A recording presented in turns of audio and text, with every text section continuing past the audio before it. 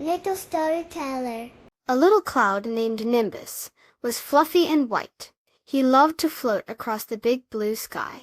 Today Nimbus saw many colorful flags waving below.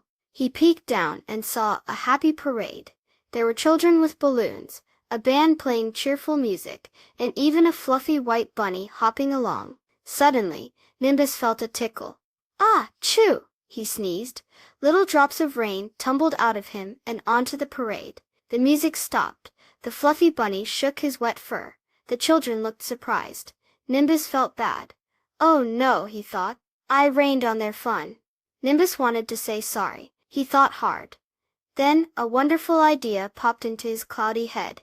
He gathered all the sunny colors from behind the clouds. Slowly, a beautiful rainbow stretched across the sky, right over the parade. The colors sparkled like a smiling face. The children gasped in wonder. The band started playing again, even louder and happier. The fluffy bunny wiggled his nose and looked up at the colorful arch. Nimbus smiled. He learned that even when you make a mistake, you can always find a way to make things better. Making a rainbow was his way of saying, I'm sorry, and it made everyone happy. And here's a fun fact.